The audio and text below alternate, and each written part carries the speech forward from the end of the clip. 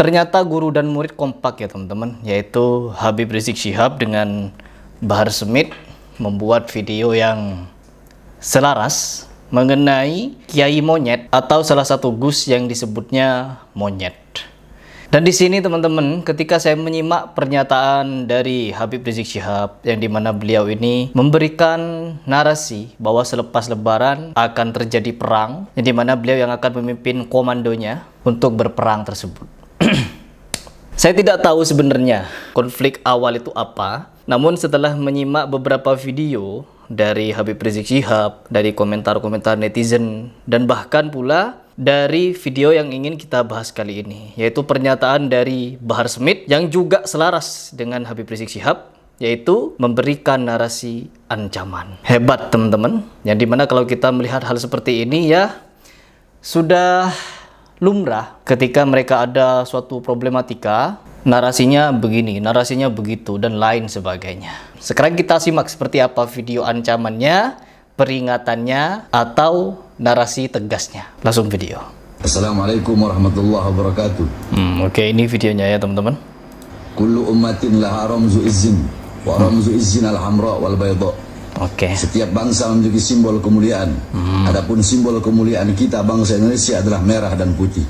Itu adalah syair dan kata-kata daripada guru tua Al-Habib Idrus bin Salim Al-Jufri, pendiri Al-Khairat yang tersebar di sebagian wilayah Indonesia Timur, yang berpusat di Palu, Sulawesi Tengah, tokoh pendidikan, yang mana beliau kemarin telah dihina oleh Fuad Pleret dengan kata-kata yang tidak pantas. Oh, jadi ada penghinaan kepada salah satu ulama yang dia maksud ya teman-teman, yang dimana dilakukan oleh Gus Fuad Pleret. Maka kami sebagai Abdul Khairat menyampaikan dan menyerukan kepada pihak kepolisian serta aparat penegak hukum untuk segera memproses hukum Fuad Pleret. Jikalau aparat kepolisian penegak hukum membiarkan Fuad Pleret, maka jangan salahkan kami, masyarakat Indonesia Timur akan mengambil tindakan tegas kepada Fuad Pleret. Sekian.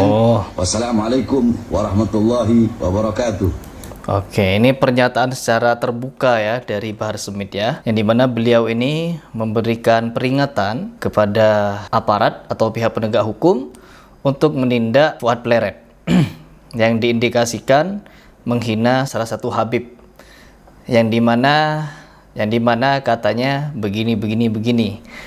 Al-Habib Idrus bin Salim Al-Jufri, pendiri Al-Khairat yang tersebar di sebagian wilayah Indonesia Timur, yang berpusat di Palu, Sulawesi Tengah, tokoh pendidikan, yang dimana beliau kemarin telah dihina oleh Fuad Pleret. Saya sebenarnya di dalam bab ini antara Habib dengan gus-gusan atau kiai-kiaian yang ada di tanah Jawa, yang dimana mereka ini di dalam perkara nasab sedang berselisih tegang. Saya tidak membela salah satu di antara mereka, saya tidak membela Fuad Pleret, saya tidak membela Habib, apalagi Habaib teman-teman.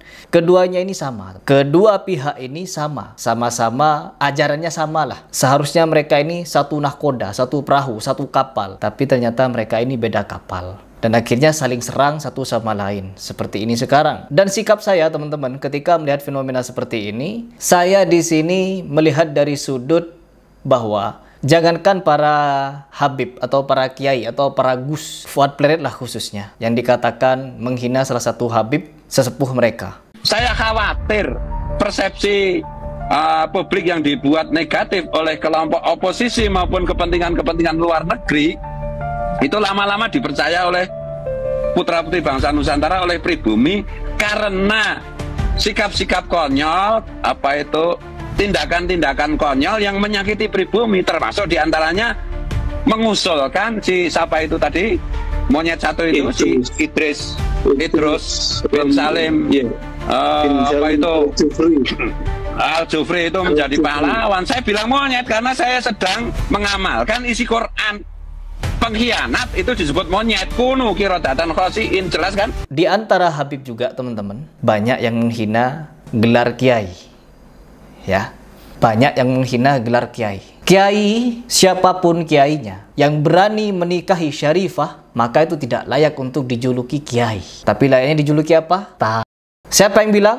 Habib. Lagi-lagi Habib yang menyatakan. Habib lagi menyatakan, satu Habib yang bahlul, bodoh katakanlah, lebih mulia, lebih utama daripada 7 kiai atau 70 kiai atau ulama di Nusantara. Telapak kaki Habib, telapak sendal Habib yang nginjek kotoran lebih mulia daripada kepala kiai yang alim. Penghinaan. Kalau mau main hina-hinaan dan mau perang-perangan seperti ini, pihak habaib, oknumnya ada yang menghina kiai. Dari pihak kiai, gus-gusannya juga ada yang sedemikian. Karena apa? Memang pemahamannya sudah seperti itu, teman-teman. Pemahaman dari keduanya saling bersitegang, saling bertentangan pula. Yang satu mengaku keturunan Wali Songo, yang satu mengaku keturunan Nabi Muhammad SAW. Kalian mau berpihak ke siapa? Saya pribadi dalam hal seperti ini, saya tidak mau berpihak kepada Trah Wali Songo ataupun kepada Ba'alawi. No, keduanya sama, teman-teman. Sama-sama Aswaja, sama-sama NU, sama-sama Asy'ariyah, sama-sama Sufi. Sama. Cuman ya begitu, ada persinggungan di antara mereka.